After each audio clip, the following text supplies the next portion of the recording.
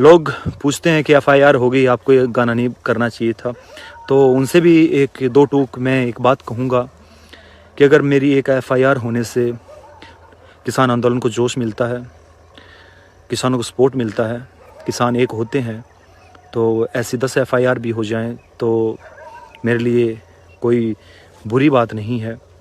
क्योंकि फ़ौज में हमें यही सिखाया गया है कि अगर आपके शहीद होने से देश बचता है तो आपको बचा लेना चाहिए, शहीद हो जाना चाहिए।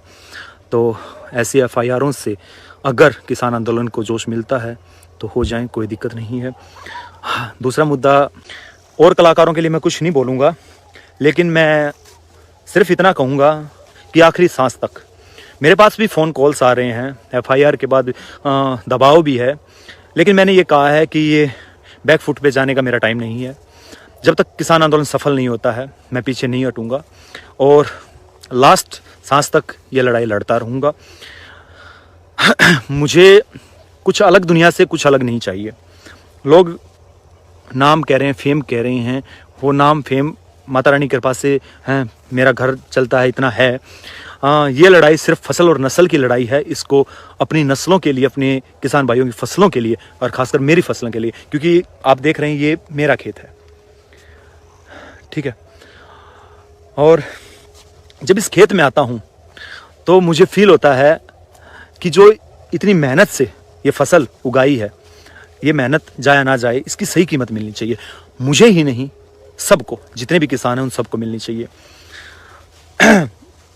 किसान बड़ा भोला है, सभी कहते हैं, लेकिन अब कुछ किसानों के बेटे पढ़े लिखे भी हो गए हैं। तो अब जब तक ये सरकार बिल वापसी नहीं लेगी तब तक किसानों की दिल्ली से घर वापसी नहीं होगी। या तो दिल्ली के दरबार से खबर खास आएगी, नहीं तो तिरंगे में लिपट कर हमारी लाश आएगी।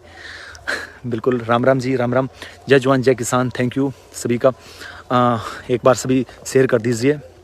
ये हरियाली आपको देखकर भी मतलब आपकी आंखों की रोशनी बढ़ रही होगी, मुझे लगता है। बिल्कुल, मुझे दिल से प्यारी है ये फसल, सच्ची। और मैं प्राउड फील करता हूँ कि मैं किसान के घर पैदा हुआ। बहुत अच्छा लगता है।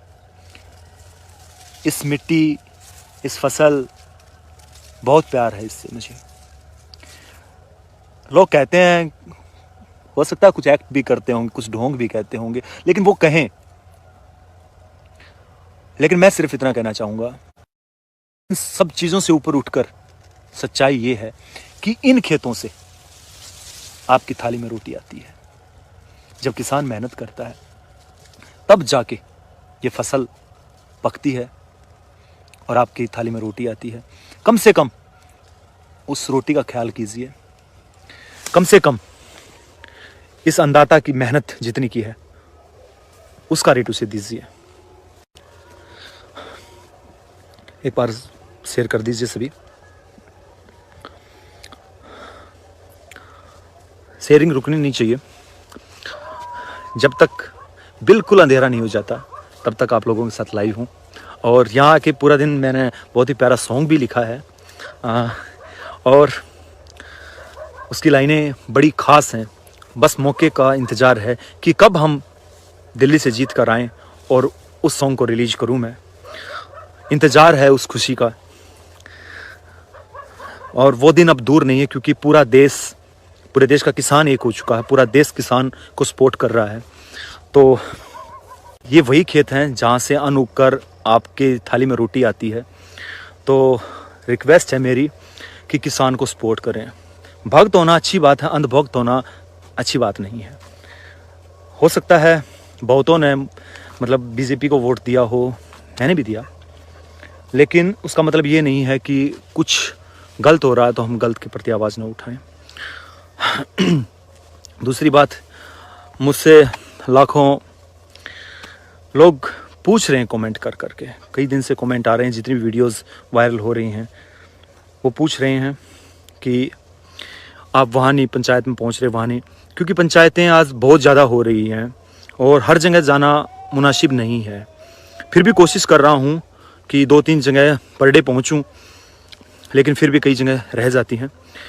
फिर भी कोशिश करूँगा ज़्यादा से ज़्यादा आप लोगों के बीच पहुँचूँ और आप लोगों ने मोदी जी थारी तोप गढ़े हम दिल्ली आगे सॉन्ग को इतना प्यार दिया, उसके लिए तहे दिल से शुक्रिया है। कि अभी 15 तारीख को मेरा सॉन्ग आ रहा है बूंदी बूंदी गालियाँ।